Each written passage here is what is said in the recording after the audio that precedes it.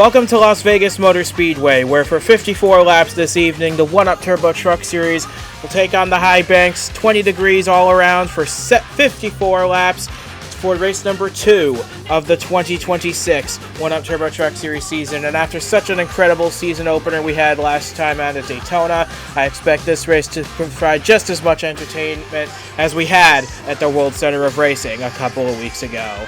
And alongside me in the booth to bring you all the action for tonight's race is Ryan Griffin with us back once again. This is the first relatively normal race of the season, but with a pit stop thrown in the middle of these 54 laps, it's not as straightforward as some might hope it would be. Yeah, I guess you could say, as most people say, Daytona is like unique. But here at Las Vegas is what the bulk of the season is. The mile and a half, standard track, most people know how it runs, and usually the good teams and good drivers will show up at a race like this. So if you had a bad outing at Daytona, not that any driver wants a bad outing at Daytona, this is usually the good gauge for where you are for the season. So we'll be able to see, which teams have early season momentum and which teams are going to be able to try to recover from what might have been a not so great Daytona and turn it into possibly a good run here. And a lot of teams need it, considering a lot of teams had such poor runs at Daytona, and they're going to need to start their season, because we only have 12 races remaining, including this one, to set the chase field for this 2026 season. That's not a lot of time to get your season back on the right track, but for some at Daytona, they got it off to a fantastic start, and a few of them are starting up front here tonight as well.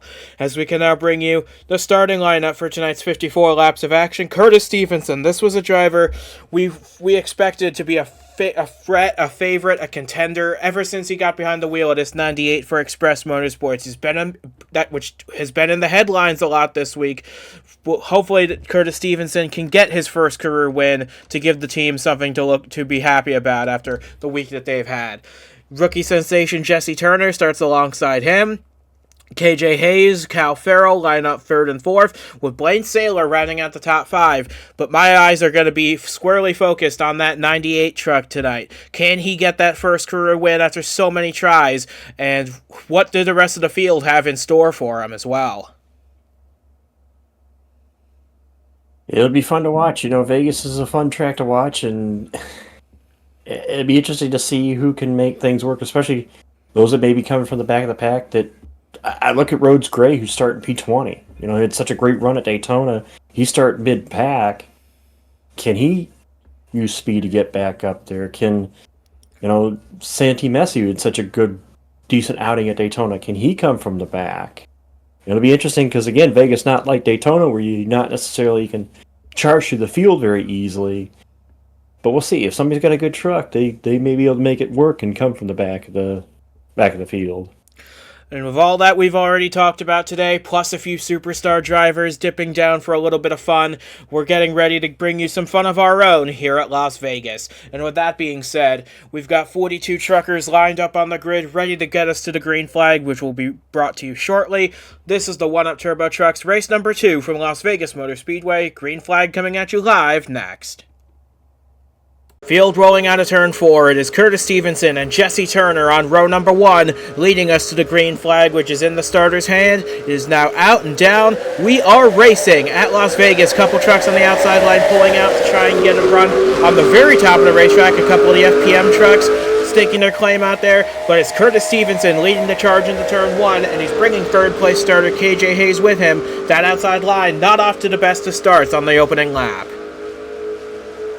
Watch this too, because this track, I'll be interested to see what kind of racing we get here, whether it's the high lane or the inside lane. It tends to be better here, and again, the track with the progressive banking that they got here way back when has made the racing here, where as you can see, there's 3 wide off turn 4, as that is our defending series champ, A.F. Walsh, and those 2 slots into 4th place, and he's got company with him, as here comes Wells in the 92, his teammate with him, as they're 3 wide back behind him, as Turner slides back up on that very top lane, and they're gonna kind of bump rush here as they're still 3 wide halfway down the back.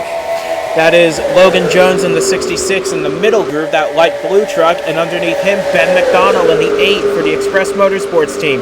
Ben McDonald now pulling the reins for this Express Motorsports team for the rest of this season, in its lame duck season of operation. Tough break for how things turned out at Express, but we're hoping to see them put on some very strong performances regardless of their ownership situation. But at the front of the field, one of their trucks leads by about 0.4 of a second. Curtis Stevenson's going to lead the opening 3 laps at least of this race. Like I said, it's going to be interesting to see how things work out. It looks like the front 4 or 5 now, maybe all the way back to the edge of the top 10 is now single file. We'll see which lane comes in later as we go, if there's an advantage inside or outside. But right now it looks like everybody just kind of content to kind of ride single file here among the top 10, as I'm watching our defending champ. This 02 truck, didn't really see a lot of him at Daytona. He started P10, mind you, and a nice little jump. He got the jump on the start and has really tried to make things work here, as well as his teammate David Wells, who also started a little further back in the top 10. I mean, he started P8, but back half of the top 10. These two have kind of made a nice little charge here from the start to get into the top 5, as it looks like they're going to battle this 72 truck of Mashburn, who is, again, running another truck race, trying again to be another one to get that triple. And another opportunity here as he tries to maintain at least the back, or at least the top half of the top. He battles for 6 actually with the 66. And we'll see how far Mashburn, see what he can do today here on a track that probably fits more what he's used to, or probably has more of the race in his hands than the crapshoot that is Daytona. And keep in mind as well, Mashburn won't be in this truck next week because we have Joshua Michaels sliding behind the wheel of the 72 truck at Atlanta Motor Speedway, with Ricky LaFleur making his truck debut in that truck at the Nashville doubleheader after that. So we've got a lot of interesting storylines to keep an eye on with Robbers Racing, as they currently run 6th and 7th. But meanwhile, up the front, KJ Hayes has been kicked up to the top of the racetrack. Blaine Saylor's moved up to 2nd, but now he's under attack from the 2 FPM teammates, who are working together quite nicely, trying to get by this 08 so they can make a charge at the 98, who's led every lap up to this point. And what a showing here for Stevenson, though, to kind of, again, the move was made in the offseason for him to join this team, and I really like the decision that was made for him to come over here. I think it really gives him a major opportunity to be a major championship contender, and while it didn't necessarily show itself at Daytona, it's definitely showing itself here today. It started on the pole tonight, and so far kind of running away here in the early laps, as he holds about almost a 0.4 second lead over Blaine Saylor in that 08. That 08 was another one we saw last year that I thought could be a big contender this year. Although they actually have, it looks like the rest of the field's kind of tipped back up to Stevenson, even though he had the nice little jump at the start. But still, they're still single file, not really a battle yet for position, as Walsh looks on the 08, as Mashburn looks to try to attack the 92 behind them. And one thing I've noticed in these opening 8.5 laps here at Las Vegas, you can get a good run on the inside line like AF Walsh is doing right here on Blaine Saylor, but you have to slow down so much to make the corner that the guy on the outside line will just get the run of momentum around the outside and just complete the pass back against you. So you're going to need to have a really good truck under you to make that pass stick, and so far we haven't really seen that out of anybody once the field got single file. But here's this 8 truck, Ben McDonald, making one of a couple of starts this season for Express. He's doing a pretty good job trying to get after the 66, while at the same time trying to fend off the 91 of KJ Hayes, who I think is having a fantastic race so far in the 8th position. I see, you mentioned it about the 2 lines, and I think that's what we're going to have to see watching those 2 develop, to see which lane may have an advantage later in the race, or as the tires wear out, which lane ends up playing dividends. Because it seems like you can run both lanes, one to kind of defend, one to kind of attack.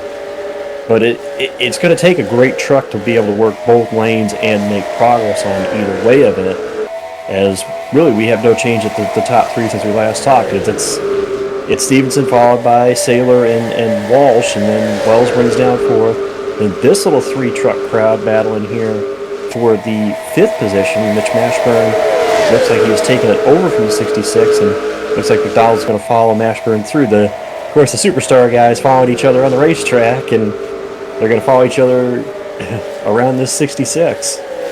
Which it has to be said as well, this 66 truck, Logan Jones, he's having a really strong run for Robbers Racing. Of course, this truck driven by Paul Villalobos last year was absolutely phenomenal last season. So there's a little bit of expectation for this new driver going into the new season, but he had a decent day at Daytona, kept it out of trouble, and he's pretty much doing the same thing here today, except a little higher in the field this time. He's running in 7th place at the moment. And you gotta give credit to Jones, because Paul was so lights out in that 66. I mean, if not for a couple of late season failures last year, that team was the title team to beat. And unfortunately, they had a couple of issues at the end of last year that cost them basically the championship. But you know, you got a Logan Jones who has proven himself in the series as far as he can run well. Now he's got the equipment under him to be able to be, as we saw, the equipment, you know, you got a title contender here possibly, as the 92 Wells has to back off there for a second. That's going to allow Mashburn to kind of make an attack at him, not able to get to the inside of him, but that's what we see, especially down to turn 1 and 2 here. On the exit 2, if you have to check up, that guy behind you can get such a run on you that you got to be careful you don't open the door or you may lose a position. And one last word on the 66 situation with Logan Jones, Paul Villalobos. Jones has some big shoes to fill, because Villalobos is holding down 4th in the Nitro National Series points going into this weekend. He's running that race tomorrow night, and last week at Rockingham he made his Superstar debut as well, finishing in 11th position, a couple spots ahead of you if I remember correctly. So Villalobos having a really strong performance up in the Nitro National Series, and who knows, maybe we'll see him in a truck again one of these days. Well, he's a guy who knows how to get it done, you know. At least a couple of truck races I ran in here after being in the truck series, and yeah, even the Superstar race on last week. I mean, he's a guy. He's a good driver, and part of me would like to see him come back to the trucks at some point, just to say come back to your roots and maybe help one of these smaller teams, you know, with a race or two, kind of evaluate their equipment. That's why I kind of like when you get these Superstar guys like a Ben McDonald or granted Miles Mashburn kind of does it for his own organization, but it's kind of a neat gauge. You get a guy that knows, especially a proven winner in the Superstar Series or a driver in the higher tier series, to come down, kind of evaluate one of these lower team equipments and say, hey, here's where you need to work on. This is where you guys are good. This is where I think you guys are doing great. And I kind of like seeing, I know some people may not like seeing the higher level guys come down to this lower tier series, but I do, because I think it helps, especially if they come to the smaller teams, it helps the smaller teams out, and it helps some of these truck railers out, because if they beat these guys, then it's like, hey, we beat the best of the best. You know, we beat the high tier guys. You know, it's kind of like an ego boost for them. And meanwhile, up front, still no change among the top 4. McDonald holding down the 6th position as well. We did have a little change near the back half of the top 10. Robert Weaver looks like he moved his way into the top 10. And Turner, who had that not so great start, has kind of steadied out, got his way back into the top 10s. They hold down the last 2 spots of the top 10 at the final. Yeah, they displaced Cal Farrell in the process, dropping to 62 down to 11th. But I totally agree with what you were saying about the upper series guys coming down here. Case in point, last time out of Daytona, James Ellison came down here, drive for Incendia Motorsports, a team his Stormbreak Motorsports team is allied with. They were having a pretty solid run until the pit stops caught them out late, but that's still a very strong case for what you were talking about, having these guys test out the equipment of the lower series teams. But we got to talk about this race that's going on right now, because we're closing in on halfway pretty quickly, only about 7 laps away from that mark, and not too far after that, I would expect to see, if this race goes green all the way, our 1 round of green flag pit stops. And that, like I said, with Daytona, that could really shuffle things up. Well, what made Daytona unique is it happened so late in the race that basically the pit stop determined who we saw the players were going to be. Now here, this is going to happen a little earlier than that. So if your truck is not quite where you want it, especially if you're one of these guys near the, say, like 6th, 7th, 8th, this one pit stop, you make one adjustment, it could put you in a position to set you up really well at the end of the race. So the pit stop, well, not a little different style pit stop, obviously, because we're running a mile and a half versus Daytona, where it may be just a quick stop and then like a gas and go. Here, you actually have time to, okay, what are we going to adjust on the truck to make it better for that late run, so we can challenge Curtis Stevenson, who has pretty much led every lap to this point. I mean, Stevenson has basically been unchallenged at the front so far, as he still holds maybe about a car and a half length gap over Saylor. Even though these guys have kind of tightened it up, Stevenson's still with the truck to beat. Nobody has yet challenged him yet. And, it may take the pit stop to knock him out of the lead, and that's where we're really going to see just how good maybe this 98 truck is if he gets knocked out of the lead, can he get it back? I was just about to say something like that, where we haven't seen what this 98 can do in traffic, in dirty air, behind other cars, and I'm very curious to see how he performs that way. But we're making our way further back, see where your favorite driver is running in this race at lap 23. This is just outside the top 10. Farrell got the position back from Jesse Turner to move himself back into 10th position. I saw Eric Monaco back there, the third FPM truck. Chris-John Van Heerden's doing a solid job. He started this race down in 16th. He's now running, I believe, in about 13th, which for his first mile and a half start for the Dutch ace, that's pretty solid, I'd say. It's interesting here, too, as you look at the top four trucks, and again, I talk about this race being like kind of the start of the true season for the trucks, because we started out at Daytona, and Daytona's a super speedway, kind of crapshoot, anything can happen. We talk about this racetrack kind of being the start of the season for the trucks. The top four right now were playoff drivers last year. Yep. So it's kind of interesting that the guys that are running up front right now are guys that were playoff guys last year. I'll go even further. The 66 team was a playoff team last year, obviously. As was the 91 as well. As was the 91. So this really is the gauge for the start of the regular season, because this is where you got to show that you can run on these style tracks, because this is what we're going to see this year. And you got to run good, you got to run well, and a good way to make up for a bad run at Daytona, say you got screwed by the pit cycle at Daytona, is to come out here at Vegas and have an even better run here. Strong run has to be said as well for this 7 truck. We haven't talked about him much because we haven't seen him in the front yet. But Alan Muccioli, in only his second full-time appearance in the truck series for Vice Valley Motorsports, he started this race down in 21st. He's still running in about the same place, in about 20th, so that's a really good day for that 7 team, as is the case for Alex Sanvital, Darren Mills. Santi Messi's made his way up a couple places. Vince Freeze is back here. Not having a fantastic day, it has to be said, but still doing a lot better than this group back here, perhaps. Stephen Myers making his first start of the season after failing to qualify at Daytona. He's got Johnny DiLorenzo behind him. RJ Bishop, he had a really strong day at Daytona before it falling apart on the pit stops. And Samantha Jade, Jojen Stoyan. These guys had some strong runs at Daytona, but perhaps their mile-and-a-half program needs just a little bit of work.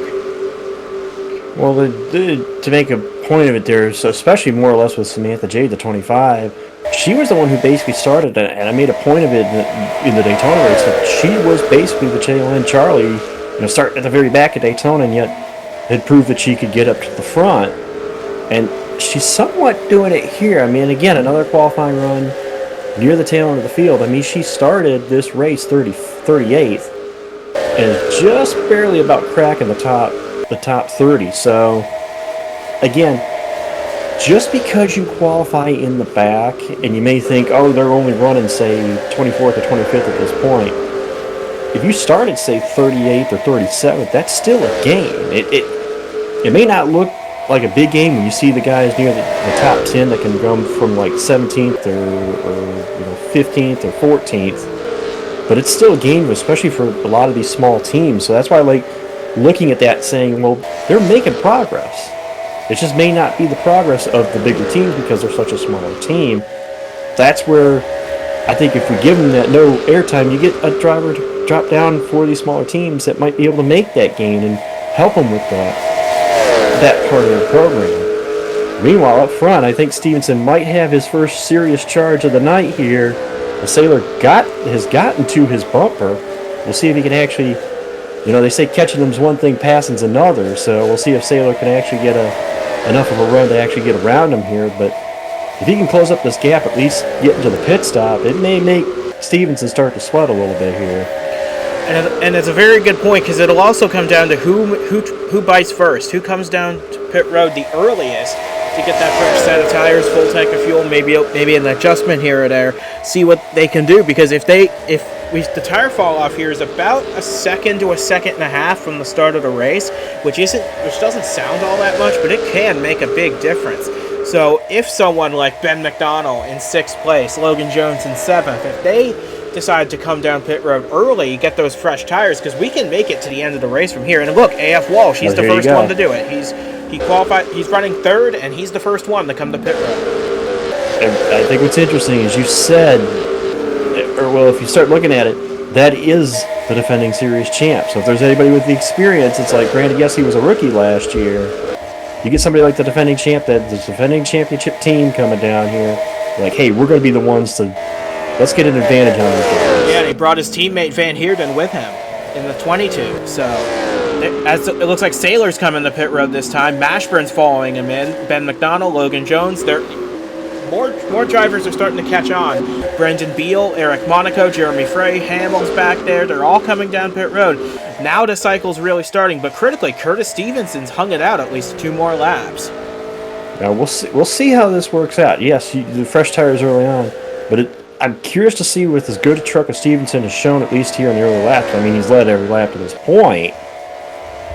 Maybe they want the freshest. Maybe they want to be the ones out of this cycle with the freshest tires. Maybe that's why they're electing. Because usually it's like one of two things. You either want to get the fresh tires early and try to get the advantage early, or you want to have the advantage on the backside of run and be the one on the freshest tires and making speed late. Which is why we see this 2 other cycles they're pitting as the 85 of, was that Wilkinson that got the wall? He sure was. Yeah, he just, I think there was contact as they were coming down, dropping down below the racetrack, and he got sent against the wall. I think AF Walsh had already come out of the pits and was trying to squeeze his way past these guys that were coming in, and Wilkinson just made a little bit of contact, so that 85 is going to be stuck there just a little bit longer, assessing the damage on that truck. But look at this, Walsh is now out of the pits. He's ahead of Ben McDonnell, albeit barely. We'll see where the O2 cycles out, because now Mashburn and Saylor are ahead of him, and they pitted a lap later. Yeah, this is why I think, honestly, sometimes I think the advantage, you would think the advantage would be to pit early to get the tire advantage early. I think sometimes the best thing to do is to pit late. Look like this. Got to race off pit road. David Wells' crew. Yes, David Wells' crew, very good stop. Yeah, but I think Saylor's going to beat both of them out. Oh. Look how close that was. Yeah, I mean, it looks like the 92 team took the fight. The Stevensons on pit road, but really it's going to be Saylor and Mashburn who look to be on the best side of this, as they'll get out ahead of Stevenson. And for the first time today, we're going to have a leader other than Cam Stevenson. Yeah, Curtis Stevenson, Blaine Saylor. Curtis Stevenson. Blaine Saylor takes over the lead for the first time today on lap 35, as Wilkinson goes a lap down, as we expected. Oh, and we got one blowing up, and it's William Ayers. Well, he's in the grass of the infield. He missed the pit road entry. I think he got caught up on his own fluid. He couldn't get it turned down on pit road in time. He's not going to make it back around.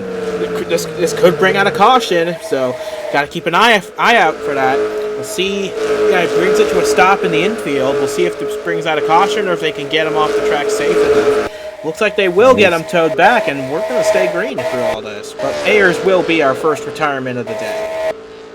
But now this sets up. Now I'm interested to see what happens here. Now Wells and Stevenson are going to be on the freshest tires, but now they've got a gap to make up. Now you have Saylor and Mashburn who are at the front, and Mashburn all over Saylor right now.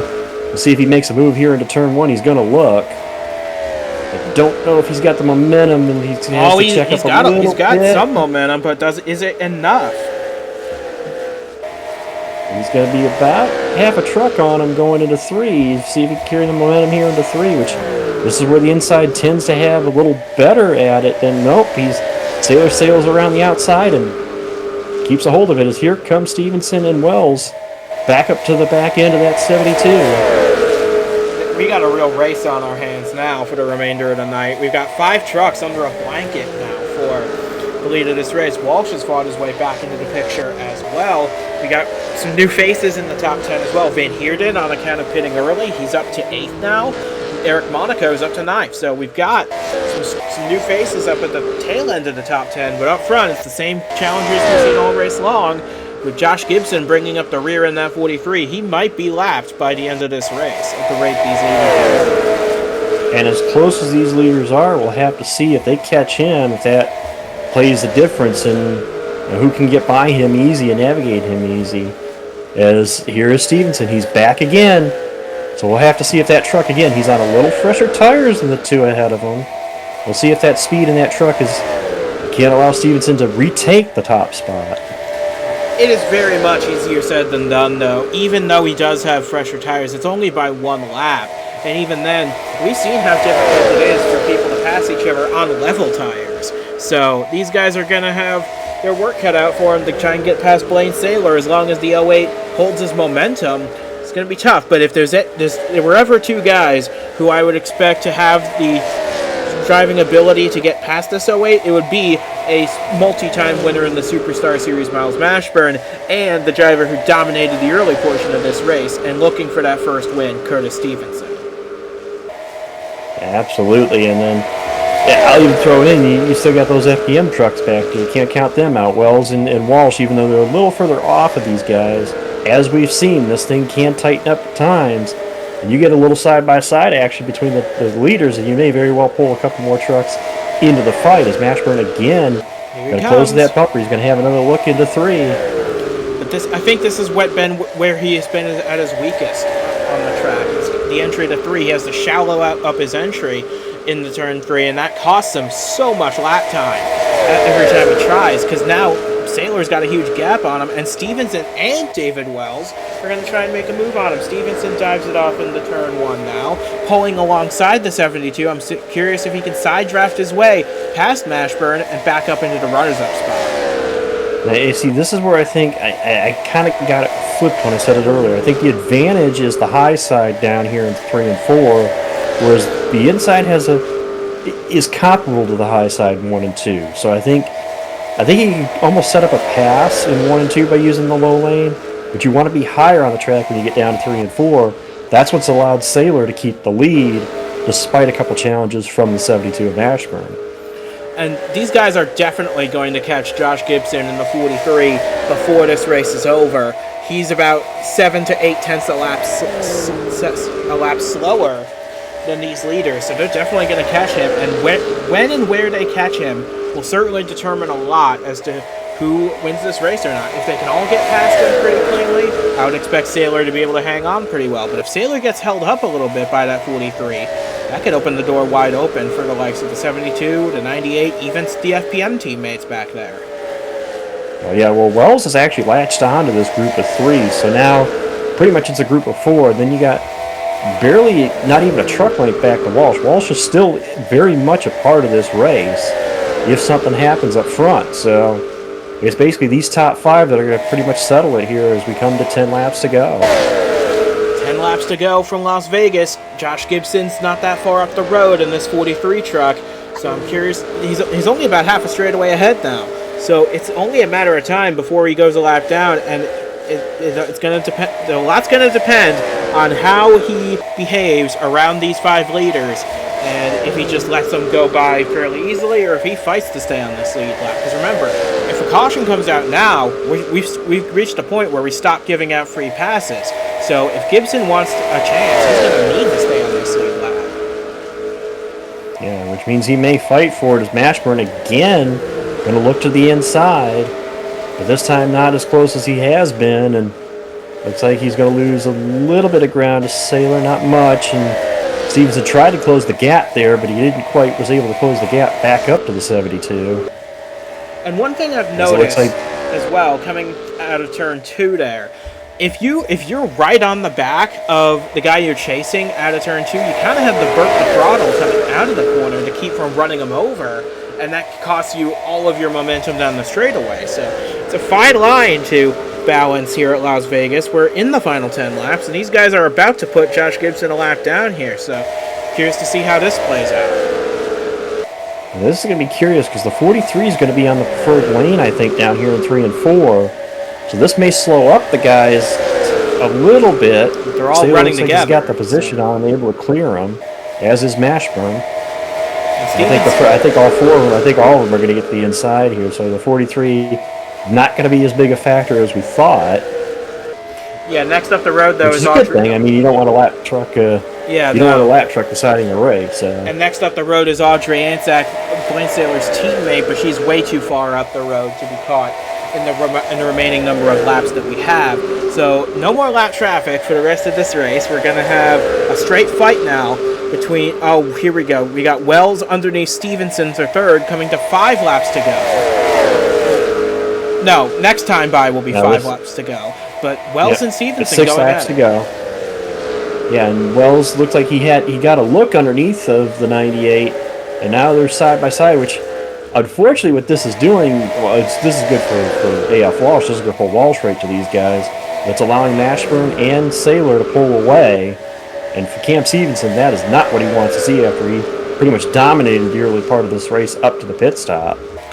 Yeah, Curtis Stevenson's hopes of winning this race are slowly fading, but for Blaine Saylor, they're still very much alive, and Miles Mashburn trying to steal it away. With 5 laps to go now, he keeps sending it off into these corners, but he never has the momentum to make it stick. I just think Blaine Saylor is in such a good position because he can decide where the 72 runs for the rest of this race, with where he places his truck. Literally at this point, Saylor, we use the term, he's kind of mirror blocking at this point. He's looking at his mirror, seeing where Mashburn is running, and he's almost just trying to take that line away from Mashburn to make Mashburn have to use the hard way around to try to get around him. That doesn't mean Mashburn isn't giving up as we continue to see him keep looking, he keeps trying. But Saylor's going to make it as tough as he can make it. Although he got a really good run there off turn 2. See if he can get a good look maybe here into 3. It's his worst part of the track, though. We'll see. He just can't carry the speed through the center of the corner, and that's what's costing him on corner exit. And look at this. It's put Stevenson and Wells right to his back bumper once again, as we now have 3 laps to go. They're pulling to the inside of the 72. Yeah, but again, it looks like they slowed up running the lower lane. That allows Mashburn at least a truck length of breathing room as he tries to, again, set after the 08. He's only going to have 2 laps to go this time by. So if he's going to do something, he's got to start building or making something happen now because we've only got 2 laps to go. Indeed, we only have 2 laps left of this race. And the point is that Blaine Saylor is just taking off with this lead. He's got about a 10.5 on hand over Mashburn. Stevenson goes way high to try and defend with David Wells. I think that's taken these 2 out of the fight for the win. We're coming to the white flag this time, and it's going to come down to whether Miles Mashburn has anything left in that 72. He's got 3 more chances, and this is one of them. He keeps trying. I give him that. He keeps trying to get to the back bumper of the 08, and he keeps ducking to the inside. Oh, that's probably the best run he's had out of turn 4. We'll see if he can make something happen. I think 1 and 2, if he's going to use the high lane, that may be where he has to try to make it work, because I don't think it's going to work in 3 and 4. Well, he goes low here. He's trying to make it work on the going out of turn 2 for the final time. He's going to have 1 more chance at it down the back straightaway, but it's at his worst part of the track, and now he's got Stevenson to defend against. So coming into turn 3 for the final time, he looks like Blaine Saylor's got enough of distance to hold off the 72. So out of 4 for the final time, Blaine Saylor, for the 2nd time in his career, will go to victory lane in the Turbo Truck Series, and this time at Las Vegas Motor Speedway. Fantastic defensive driving from Blaine Saylor. Career win number 2 is in his possession.